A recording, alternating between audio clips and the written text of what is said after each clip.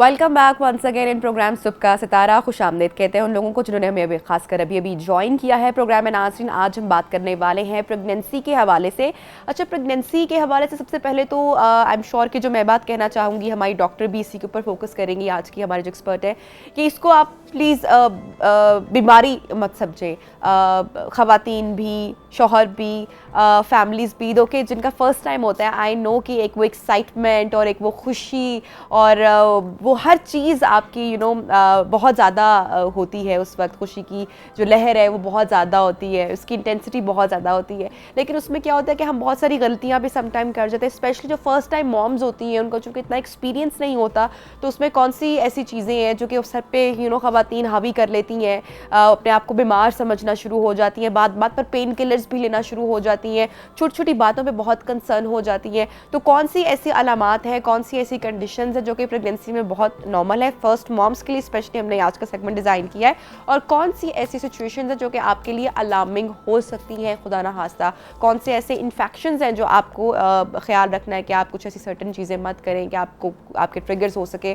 तो आज हम इसके ऊपर बात करने की कोशिश करेंगे। हमारे साथ इन कॉन्वर्सेशन है doctor Rebekah, she is a gynaecologist. अस्सलाम वालेकुम and a very good morning. कैसी हैं आप doctor Rebekah? Thank you, I am fine. अच्छा डॉक्टर रिबिका, सबसे पहले हम आगाज़ करेंगे थोड़ी सी ज़रा मिथ्स के हवाले से भी करेंगे कि ख़वातीन अक्सर जो बिल्कुल बेड रेस्ट पे चली जाती हैं, अपने आप को बहुत रेस्ट कर देती हैं, स्पेशली शुरू के महीनों में छोटी सी मामूली सी भी पेन हुई तो फ़ौरन से पहले पेन किलर ले लिया। आई एम श्योर आपके पास बहुत सारी ऐसी और स्पेशली फ़र्स्ट मॉम्स आती होंगी, फ़र्स्ट टाइम मॉम्स आती होंगी जो कि हर छोटी बात पे घबरा जाना, एंजाइटी हो जाना। तो क्या आप उनके लिए कहना चाहेंगी? बहुत अच्छा मैसेज आप आज कन्वे कर रही हैं नबीहा। प्रेगनेंसी एक कुदरती अमल है। प्रेगनेंसी में कुछ चेंजेस हार्मोन्स की, कुछ चेंजेस ऐसे आ रहे होते हैं जो कि कुदरती तौर पर यूट्रस के अंदर, बच्चेदानी के अंदर आ रहे होते हैं, जो कि ज़रूरी हैं। उनमें हार्मोन्स का सबसे बड़ा रोल है। हार्मोन्स की वजह से ही अक्सर मूड ख़राब रहता है, गुस्सा ज़्यादा आ जाना, नींद बहुत ज़्यादा आते रहना, कॉन्स्टिपेशन बहुत कॉमन होती है प्रेगनेंसी में, कब्ज़ का हो जाना, खाना नहीं खाया जा रहा, मतली का फ़ील होना, ये चीज़ें कॉमन होती हैं। इनके लिए हर बात पे दवाई लेना ज़रूरी नहीं है, हर चीज़ की मेडिसिन ज़रूरी नहीं होती। जैसे आपने कहा पेन किलर्स में पैरासीटामोल और पैनाडोल की टैबलेट सेफ़ होती है, लेकिन उसे भी दिन में 5-6 मरतबा खाने की बिल्कुल ज़रूरत नहीं है, क्योंकि वो गुर्दों पे असर करती है। सो प्रेगनेंसी में एक तो ये एक्सेप्टेंस करने की ज़रूरत है, कबूल करने की ज़रूरत है होगा बिल्कुल, कि कुछ चीज़ें कुदरती हैं, हाँ। जिन्होंने उस पूरे 9 महीने में होना है। कमर दर्द बहुत नॉर्मल है, थोड़ा सा माइल्ड बैकएक होना, अल्लाह ना करे कि किसी को बहुत ज़्यादा और कोई ऐसी स्वेयर कंडीशन हो, लेकिन अगर छोटी छोटी चीज़ों के लिए पेन किलर जो है वो हार्मफुल हो सकता है थ्रू आउट प्रेगनेंसी। बिल्कुल हार्मफुल हो सकता है। और कमर का दर्द एक बहुत कॉमन चीज़ है। इसकी 2 वजूहात होती हैं। एक तो ये कि प्रेगनेंसी में पेशाब के ज़रिए कैल्शियम बाहर निकल रहा होता है, हड्डियों में वैसे ही कैल्शियम की कमी रहती है। दूसरी बात ये कि लिगामेंट्स स्ट्रेच हो रहे होते हैं, बच्चेदानी जैसे जैसे हमल गुजरने के साथ साथ बढ़ रही होती है, उसकी वजह से भी पट्ठों पर असर आ रहा होता है। तो कमर का दर्द एक नॉर्मल चीज़ है, जैसे जैसे हमल बढ़ता है। कमर के दर्द के लिए हम ये कर सकते हैं कि फिजियोथेरेपी करा लें, हल्का फुल्का सा मसाज करा लें, ऑयल लगा लें, गरम टकोर कर लें, रेस्ट कर लें। रेस्ट करने से भी बहुत बेहतर रहता है। और मैं इसीलिए रेकमेंड करती हूँ कि बिल्कुल बिस्तर पे बैठ के प्रेगनेंसी के 9 माह ना गुजारें। कुछ ना कुछ वॉक करते रहें ताकि खून की गर्दिश भी रहे और हमारे मसल्स, पट्ठे भी बेहतर रहें। डॉक्टर रबिका, ये तो हमने फिजिकली बात की कि हमें जो चैलेंजेस की सूरत में कमर दर्द आती है और हम समझते हैं कि अब हमें रेस्ट की ज़रूरत है, ये सब कुछ तो होता है, लेकिन एक और चीज़ जो कि मिथ्स के साथ है रिलेटेड, मैं चाहूँगी उस पर भी आप ज़रूर बात करें। स्पेशली फर्स्ट ट्राइमेस्टर में हमारे आसपास के जो लोग हैं वो उन मिथ्स पे इतना यकीन करते हैं कि हम अपने जो न्यूट्रिएंट्स हैं उनको कट कर देते हैं। गर्म चीज़ें ना खाने के हवाले से स्पेशली अंडे मत खाओ, ख़वातीन के अंडे बंद करवा दिए जाते हैं। मछली तो बिल्कुल नहीं खानी है आपने पहले 3 महीने, क्योंकि गर्म होती है तो खुदा ना खास्ता इससे एबॉर्शन हो सकता है, और ना जाने क्या क्या जो है वो एक लंबी फहरिस्त होती है। आई एम श्योर पुरानी अम्मियों के पास कि ये नहीं खाना, और ये आज भी हो रहा है, आज भी। तो आप इस पे आपका क्या कमेंट होगा? अच्छा, मैं इसमें कुछ हद तक तो इस बात पे यकीन दहानी कराना चाहूँगी कि कुछ हद तक तो सच्चाई है, लेकिन अदरवाइज़ गाइडलाइंस हमें ये बिल्कुल भी नहीं बताती, या ओवरऑल दुनिया में जो स्टडीज़ हुई हैं वो हरगिज़ इन गर्म चीज़ों के असरात को नहीं करती हैं। लेकिन पाकिस्तान जैसे कंट्री में ऐसा देखा भी गया है कि शुरू के 3 माह में चूँकि हार्मोन्स बहुत तेज़ी से चेंज हो रहे होते हैं, तो उसमें गर्म चीज़ें, अंडे रोज़ाना ज़्यादा मिकदार में खाना, रोज़ का 1 अंडा तो फिर भी कुछ नहीं नहीं कहता, लेकिन ज़्यादा मिकदार में खा लेना, मछली है, नट्स हैं, कुछ लोग सारा दिन बैठे बैठे बादाम पिस्ते खा रहे होते हैं, तो अगर बहुत ज़्यादा गर्म चीज़ें खा लें तो डेफिनेटली हार्मोन्स पहले चेंज हो रहे हैं, तो ये चीज़ कहीं ना कहीं मिसकैरेज की तरफ लेकर जाती है। तो कुछ हद तक तो इस बात में है बात कि आप लेकिन जब डॉक्टर रबीका, हमारे यहाँ अभी इस तरह का सिस्टम है, डॉक्टर्स उस तरह से कि आपका खाना पीना किस तरह से होना चाहिए, आज भी उस तरह से काउंसलिंग नहीं होती है, बस एक बेसिक बता दिया जाता है। अगर आप शहरों से बाहर चले जाएं तो वहाँ पर तो सरकारी अगर अस्पतालों की बात करें तो बिल्कुल भी नहीं पता होता, जो चला आ रहा है, जो सुन रहे हैं वही सब कुछ होता है। तो जो जिस पोर्शन की आप बात करिए कि अगर अंडा आप खाएं, मतलब मॉडरेशन में आप हर चीज़ खाएं तो वो नुकसानदेह नहीं है, ओवरडू तो obviously excess of everything is bad. तो ये हमारे यहाँ डॉक्टर्स क्यों नहीं गाइड करते हैं खवातीन को? हमारे यहाँ डॉक्टर्स गवर्नमेंट हॉस्पिटल्स में ओवरबर्डनड हैं। सरकारी अस्पतालों में तो डॉक्टर्स की एक तो तादाद भी कम है, दूसरी बात है कि वहाँ इतना रश पाया जाता है कि अगर आपको 8 से 2 बजे के दौरान में 500-600 पेशेंट देखना है तो डेफिनेटली अगर हम काउंसलिंग करने बैठ गए तो फिर हमारे मरीज़ का चेकअप रह जाएगा। पहली बात तो ये है। दूसरी बात ये है कि अगर प्राइवेट अस्पतालों में हम थोड़ा सा टाइम अपना मैनेज करें भी तो डॉक्टर्स की तो ये बहुत बड़ी जिम्मेदारी है कि हम उनको डाइट के बारे में बताएं। जैसे एक आम बंदा दिन में बड़े बड़े 3 खाने खाता है, लेकिन एक प्रेग्नेंट औरत को दिन में 6 या 7 खाने छोटे छोटे खाने हैं। स्मॉल फ्रीक्वेंट मील्स हम बताते हैं कि आप स्मॉल फ्रीक्वेंट मील्स खाएं। हर 2 घंटे में कोई एक सेब खा लिया, फिर 2 घंटे बाद सैंडविच ले लिया, फिर 2 घंटे बाद अंडा ले लिया ऑमलेट की सूरत में, 2 घंटे बाद चाय स्लाइस ले लिया, फिर 2 घंटे में कोई एक शरबत, कोई जूस या शेक बना के ले लिया। सो थोड़ी थोड़ी क्वांटिटी में लें ताकि वो हजम भी हो सके। और उसमें सबसे बड़ी बात कि शुरू में चूंकि वॉमिट इतनी ज़्यादा होती है तो खाना डाइजेस्ट ही नहीं हो रहा होता। और फिर एक ये भी मिथ पाई जाती है कि जितना खाएंगे उतना बेबी सेहतमंद होगा। हाँ, ये तो बहुत नॉर्मल मिथ तो है। ये चीज़ मैं सबको बताती हूँ कि देखिए बच्चे ने जो वजन पकड़ना है ना वो आखिर में पकड़ना है। लास्ट ट्राइमेस्टर में, बिल्कुल लास्ट ट्राइमेस्टर में 28 वीक्स के बाद बेबी वेट पकड़ता है। उससे पहले पहले उसने माँ से अपना तमाम न्यूट्रिएंट्स एक्सट्रैक्ट कर ले लेना अंदर बॉडी में सब कुछ अल्लाह ताला का निज़ाम है। सर मुझे ये बात इतनी फनी लगती थी, मज़े की लगती है कि कुछ लोग हमारे यहाँ बात करते हैं ना कि अब तो ये देखना है कि सारा जो खाना खाया गया है वो अब माँ को लगता है या वो बच्चे को लगता है। और फिर बाद में ये भी कहा जाता है कि इसने तो जो खाया पिया वो तो माँ को लग गया, बच्चे को तो कुछ लगा भी नहीं। जैसे कि माँ ये चाह रही थी कि मुझे लग जाए और बच्चे को ना लगे। तो ये दिल आवाज़दारी वाली बातें जो है, दिल को जो आपके उचाट करती हैं, ख़वातीन को परेशान करने वाली बातें, मैं समझती हूँ कि ये बहुत हमें अवॉइड करनी चाहिए। हमारे लोगों को इस हवाले से बहुत एजुकेट करने की ज़रूरत है, शौहरों को, फैमिलीज़ को, माओं को, सासों को, कि कोई ऐसी बात, क्योंकि आप वैसे भी काफ़ी सेंसिटिव हुए होते हैं इस टाइम पे, कोई ऐसी बात नहीं है। और यकीन करें कुछ लड़कियां तो बॉडी शेपिंग बहुत की जाती है प्रेगनेंसी ख़वातीन की। खुदारा खौफ करें, मतलब एक जान कैरी की हुई है एक औरत ने और किस तकलीफ से वो गुजर रही है। तो उसमें हम कहते हैं कि अरे वजन ज़्यादा बढ़ गया, कितना वैसे डॉक्टर साहिबा जो है हेल्दी वेट गेन कितना होना चाहिए? टोटल 9 महीने में 9 से 10 किलोग्राम वजन नॉर्मली बढ़ सकता है, बढ़ना चाहिए। अगर इसको पाउंड्स में देखें तो 15, 16 या 17 पाउंड्स नॉर्मल है। लेकिन ये भी उन लोगों का जिनका BMI पहले से नॉर्मल था, यानी जो पहले ही ओबीज हैं, पहले ही ओवरवेट हैं, वो तो प्लीज़ अपने डॉक्टर के साथ रुजू करें, क्योंकि उनके लिए तो डाइट को ज़रूर हमने फिक्स करना होता है। डेली आम औरत 2000 किलो कैलोरीज खाना खा सकती हैं, उसमें डिफरेंट पोर्शन है, कार्ब्स भी लेने हैं, प्रोटीन का भी। लेकिन जो ओवरवेट लोग हैं वो फिर 1500 से 1800 के दरमियान किलो कैलोरीज रिकमेंडेड है। ठीक है, ठीक है। अच्छा डॉक्टर साहब ये बताएगा कि ड्यूरिंग प्रेगनेंसी चूँकि वैसे भी आपके हार्मोन्स मुसलसल चेंज हो रहे हैं, बॉडी वेट गेन भी कर रही है, बहुत सारे चेंजेस तब्दीली रैपिडली आ रहे हैं, इसमें ख़वातीन को अक्सर डिफरेंट इन्फेक्शंस भी हो जाते हैं। उससे किस तरीके से बचना है? कौन से कॉमन इन्फेक्शंस हैं जो कि आपको हो सकते हैं? क्या उसके कोई ट्रिगर पॉइंट्स भी होते हैं कि ख़वातीन जो देख रही हैं वो अवेयर हो, ख्याल रख सके? कैसे ख्याल रखना है इस चीज़ का, क्योंकि इस पर बात इतनी नहीं होती, तो आई थॉट कि इस पर बात जी बिल्कुल इस टॉपिक पे बात नहीं होती है। प्रेगनेंसी में कुछ इन्फेक्शंस बिल्कुल कॉमन है, जैसे कि पेशाब का इन्फेक्शन, जैसे कि यीस्ट इन्फेक्शन, जिसे हम फंगल इन्फेक्शन कहते हैं। वाई? बिकॉज प्रेगनेंसी इटसेल्फ एक इम्यूनो कॉम्प्रोमाइज्ड स्टेट है। एक औरत के अंदर पहले ही इम्यूनिटी ड्रॉप कर रही है, हार्मोन्स चेंज आ रहे हैं, तो ऐसे में और ज़्यादा इन्फेक्शंस का अटैक होता है, और ज़्यादा इन्फेक्शंस घेर रहे होते हैं। तो उसमें अलार्मिंग चीज़ों का पता होना चाहिए कि किस हद तक हम अलार्म हो जाए। जैसे पेशाब 8 से 10 दफ़ा दिन में नॉर्मल है, इसी तरह रात को 1 दफ़ा पेशाब उठ के करना नॉर्मल है। लेकिन अगर किसी को 15 से 20 दफ़ा दिन में पेशाब आ रहा है तो फिर डॉक्टर से रुजू करने की ज़रूरत है। या रात को 3 से 4 दफ़ा पेशेंट उठ के पेशाब कर रही है तो इसका मतलब है कि पेशाब में कुछ ना कुछ इन्फेक्शन है, मसला है। इसी तरह जलन के साथ पेशाब आना, सुई चुभ रही है या जलन के साथ आ रहा है, गहरे पीले रंग का है, वक्फे वक्फे से आ रहा है, खुल के पेशाब नहीं कर सक रहे हैं, ये वो चीज़ें हैं जो पेशाब के इन्फेक्शन को शो डॉक्टर साहब, करती ये है। अलार्मिंग सिचुएशन होती है ड्यूरिंग प्रेगनेंसी? ये बिल्कुल अलार्मिंग हो सकती है, क्योंकि अगर छोटे पेशाब के इन्फेक्शन को ना ट्रीट करें तो ये सीधा गुर्दे पे अटैक करेगा।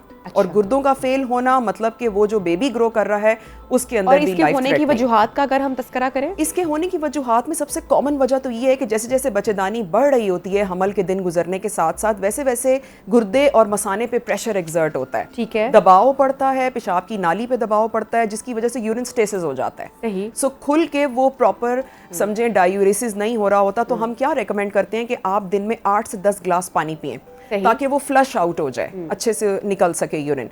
और दूसरा इन्फेक्शन मैंने बताया, यीस्ट इन्फेक्शन या बैक्टीरियल वेजिनोसिस, दोनों इन्फेक्शंस बहुत कॉमन है। इसके लिए मैं ये कहूँगी कि टाइट कपड़े ना पहने, अंडरगारमेंट्स बहुत ज़्यादा इस्तेमाल ना करें, और दूसरा ये कि टाइट क्लोथिंग ना करें। उसकी वजह से बिल्कुल टाइट कपड़ों से, अंडरगारमेंट से मॉइस्चर डेवलप करेगा। मॉइस्चर डेवलप करेगा तो वो इन्फेक्शन और ज़्यादा बढ़ेगा और वो सीधा बच्चेदानी पे अटैक करेगा। सही, तो इसका ख्याल रखना बहुत ज़रूरी है। ठीक है। अच्छा डॉक्टर साहब, एक बड़े कॉमन मसले की तरफ मैं चाहूँगी कि हम ज़रूर बात करें। जितने मैंने भी आज तक प्रेगनेंसी के हवाले से शो किए, मैंने आज तक इस टॉपिक को नहीं छोड़ा, बट आई थिंक बड़ा ज़रूरी है कि हम अवेयरनेस के हवाले से डिफरेंट जो बातें हैं उनको डिस्कस करें, ताकि ख़वातीन जानें और कुछ कहीं ना कहीं उनको हेल्प आउट कर सके। शटिका पेन जो है ड्यूरिंग सेकेंड ट्राइमेस्टर कुछ ख़वातीन को बहुत ट्रिगर कर जाती है। उसमें दर्द जो है वो आपकी टांग से जो है वो आपके हिप बोन तक भी जाता है और बड़ी डीप शार्प पेन होती है। इसको किस तरह से बेहतर किया जा सकता है, और शाटिका पेन निकलने की वजह क्या है ख़वातीन में ड्यूरिंग प्रेगनेंसी? शाटिका पेन निकलने की सबसे बड़ी वजह तो किसी भी दाई या आपा से मसाज कराना। मेरे पास बहुत से पेशेंट ऐसे आ चुके हैं, लिटरली मैं आपको बताऊं कि कोई औरत या घर की मासी वगैरह खड़े होके कमर पे दबा रही हैं। और आप सोचें कि वो पेशेंट फिर कहाँ जाएगी कि खड़े होके, क्यों? क्योंकि बोन पेन तो रहता है प्रेगनेंसी में, कमर दर्द हो रहा है, टांगों में दर्द हो रहा है, this is very common. Pregnancy की खबर आई नहीं, यहाँ पे हमारे घर की बड़ी ख़वातीन ने बोलना शुरू कर दिया कि अब तो दबाने वाली जो है वो कोई खातून आनी चाहिए घर में। बिल्कुल। तो ये इस हद तक आपके लिए डैमेजिंग हो सकता है। और शाटिका पेन अगर आपको एक बार ट्रिगर हो जाए तो वो कुछ लोगों में माइनर होती है लेकिन बहुत वर्स्ट भी होती है, वो आपको आफ्टर पोस्ट प्रेगनेंसी भी ले सकती है। बिल्कुल ऐसा ही है। देखें, ये शाइटिका की पेन तब छिड़ती है कि जब हमारी कमर से निकलने वाली, यानी हमारी जो पूरा हमारा जो कॉलम है पीछे से, वर्टिब्रल कॉलम जिसको हम बैकबोन भी कहते हैं, बैकबोन से कुछ नर्व्स निकल रही हैं। तो अगर वो नर्व कंप्रेस हो जाए, शाइटिक नर्व जिसे कहते हैं, जो कि पूरी टांग में रन कर रही होती है, अगर वो नर्व किसी भी तरह पिंच हो जाए, कंप्रेस हो जाए, तो उसकी वजह से वो दर्द निकलता है और वो बहुत संगीन हद तक भी चला जाता है कि आपको इंजेक्शंस लेने पड़ते हैं, पेन किलर हमें लगाने पड़ते हैं। उसके लिए फिर ये है कि एक तो अवॉइड करें, किसी को भी खड़े होकर ना दबाने दें। अगर आप घर में मसाज करवा भी रहे हैं तो हाथ से हल्का फुल्का दबवा लें। और दूसरी बड़ी बात कि पेट के ऊपर आपने मसाज नहीं करवाना। कुछ लोग पेट के ऊपर दबा रहे होते हैं कि पता नहीं बच्चे की पोजीशन ठीक हो जाएगी या किस तरीके से सब नसें या मसल्स जो है वो ताकत पकड़ लेंगे। ऐसा नहीं है। अगर आप दबाएं भी तो टांगों की हद तक मालिश करा लें, सर पे तेल लगवा लें, लेकिन पेट की हद तक ना करवाएं और किसी को कमर पे खड़ा ना करें। अच्छा, ये आपने ड्यूरिंग प्रेगनेंसी बात की कि जो मसाज की वजह से जो ट्रिगर की शाटिका पेन, अब एक मसाज का हम जिक्र करेंगे जो कि होती है पोस्ट प्रेगनेंसी, बाद में भी की जाती है, स्पेशली जो छिले के 40 दिन होते हैं उसमें तो मस्ट है ना कि, और गांव देहातों में तो बड़ा ही कॉमन है। ना जाने कौन कौन सी चीज़ें भी वहाँ पर की जाती हैं, कमर की हड्डियाँ जो हैं वो वापस शेप में आ जाए, एक आवाज़ आएगी तो वो बहुत, ये सब कुछ आपको लगता है कि बड़ा ख़वातीन के लिए उसकी सेहत के साथ बड़ा उसको नुकसान उठाना पड़ सकता है? ये नहीं होना चाहिए। अगर आप मसाज करवा रहे हैं तो कोई बहुत ही ट्रेंड खातून या कोई प्रॉपर ऐसा शख्स हो जो कि इन चीज़ों को समझता हो, ये नहीं कि आपने किसी को भी बुलाया और नुकसान उठा लिया। बिल्कुल ऐसा ही है। देखिए, massage is just like physiotherapy. अगर एक अच्छी तरह से कोई प्रॉपर ट्रेंड पर्सन मसाज कर रहा है तो it is just like physiotherapy, जो कि पोस्ट प्रेगनेंसी तो बहुत इंपॉर्टेंट है। अच्छी बात है कि उसमें पट्ठों का मसाज हो जाए, बॉडी अपनी शेप में, जो कि पूरा स्ट्रक्चर हड्डियों का और जिस्म का फैला हुआ होता है उसने वापस आना होता है, तो वो तो कोई उसमें बुराई नहीं है, उसमें मसाज करवा सकते हैं। शर्त ये कि ट्रेंड शख्स से। बिल्कुल, शर्त यही है कि ट्रेंड शख्स हो, नहीं तो आप घर पे भी कर सकते हैं। कुछ एक्सरसाइजेज ऐसी होती हैं जैसे एब्स की, जो लेटे लेटे भी कर सकते हैं। बिल्कुल ड्यूरिंग पोस्टमार्टम टाइम। मैं तो बल्कि वॉक और जिम भी रिज्यूम करवा देती हूँ कि अच्छी बात है, आप जब थोड़ा बेहतर हो, ब्लीडिंग खत्म हो जाए, जब बड़ा बेहतर महसूस करें तो आप जिम ज्वाइन करें, ट्रेडमिल करें, वॉक करें। बिल्कुल। तो डॉक्टर रबीका, ये हड्डियों की दर्द ड्यूरिंग प्रेगनेंसी होना, यंग बच्चियां हैं, अभी इतनी एज भी नहीं है, तीसरी चौथी प्रेगनेंसी भी नहीं है, फर्स्ट प्रेगनेंसी में हड्डियों की दर्द का इतना ज़्यादा होना, कमज़ोर होना, ये नॉर्मल है? ये कुछ हद तक नॉर्मल है, लेकिन उन लोगों में भी निकलता है जिनकी डाइटरी डेफिशिएंसी बहुत ज़्यादा है। लड़कियां आजकल आप पूछ के देख लें, कोई हार्डली 10 में से 1 मिलेगा दूध का ग्लास रोजाना पीती हैं। ड्यूरिंग प्रेगनेंसी डाइट भी की जा रही होती है। बिल्कुल, डाइट अलग चल रही होती है, दूध का ग्लास नहीं पीना। फिर वैसे ही प्रेगनेंसी में हड्डियों से कैल्शियम निकल रहा होता है, पेशाब के जरिए खारिज हो रहा होता है, तो कैल्शियम तो बॉडी में बिल्कुल भी नहीं स्टे कर रहा। तो ऐसे में आपको ऊपर से, इसीलिए सप्लीमेंट्स भी देते हैं, कैल्शियम के सप्लीमेंट्स और कैप्सूल्स होते हैं डिफरेंट उसमें फॉर्म में, कि ताकि वो कमी हम पूरी कर सकें। दूसरी बात, एक जान ने बनना है जिसने सारी एनर्जी माँ से भी लेनी है। तो जितने लोगों की डाइटरी डेफिशिएंसी है ना, उन्हीं लोगों के साथ कोई ना कोई ये वाले मसले हो रहे होते हैं कि उनको हड्डियों का दर्द मुसलसल रह रहा होता है।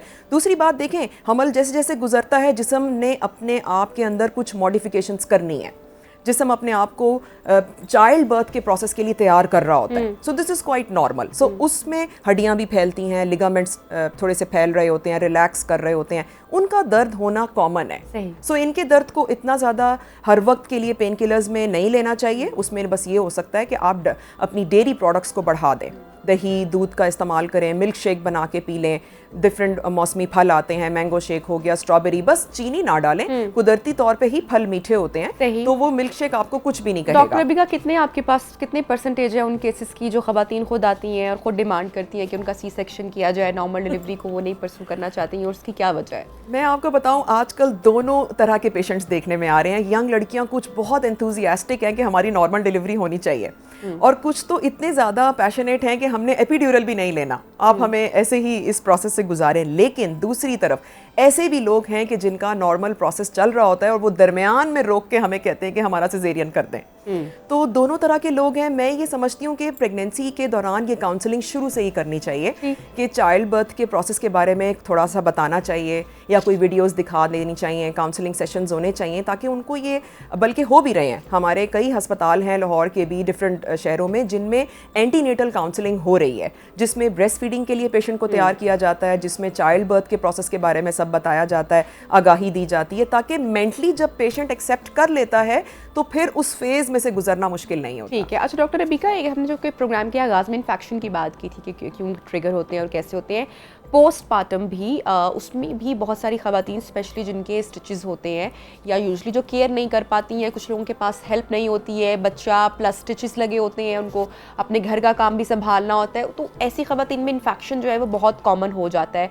तो ये भी थोड़ी सी काउंसलिंग हमारे जो मर्द हजरात हैं, जो फैमिलीज़ देख रही हैं, उनको भी थोड़ा सा गाइड कर देते हैं कि थोड़ा सा तो रेस्ट कितना एक खातून को रिक्वायर होता है कि इन्फेक्शन का जो खतरा है स्पेशली पोस्टपार्टम वो टल जाए स्टिचेस में। बिल्कुल आपने सही कहा। इसमें दो तरह की सिचुएशन है। अगर नॉर्मल डिलीवरी हुई है तो उसके साथ एक छोटा सा कट लगाया जाता है, जिसको स्टिचेस के ज़रिए वहाँ बंद किया जाता है, उसमें इन्फेक्शन हो जाना। और दूसरी चीज़ है कि अगर एब्डोमिनल डिलीवरी हुई, यानी कि सिजेरियन हुआ, उसके इन्फेक्शंस, उसके अंदर जो इंसिजन लाइन थी वहाँ इन्फेक्शन हो जाना। सो इन दोनों तरह की चीज़ों, दोनों ज़ख्मों का ख्याल रखना चाहिए। इसमें यह है कि प्रोटीन इंटेक बढ़ा देना चाहिए। एक तो ये कि वो तमाम खाने खाएं जिनमें प्रोटीन है, बिकॉज प्रोटीन हीलिंग के प्रोसेस को तेज़ करेगा। जैसे शामी कबाब रोज़ एक खाएं, ठीक है। कीमा रोटी से नहीं खाया जाता, चमचे से खाएं, ठीक है, ठीक है। अंडे की सफ़ेदी, एग वाइट, 2 एग वाइट्स रोज़ाना खाएं। ये 3 चीज़ें अगर आपने अपनी डाइट में मस्ट रखी हुई है ना, तो ज़ख़म भरने का प्रोसेस जल्दी हो जाता है। दूसरी बात, ज़ख़म जिन लोगों का ख़राब होता है, खून की कमी वाले लोग, जिनके अंदर खून की सख्त कमी रहती है, उनका ज़ख़म जल्दी नहीं भरता। और तीसरी तरह के लोग हैं जिनको शुगर का मसला है।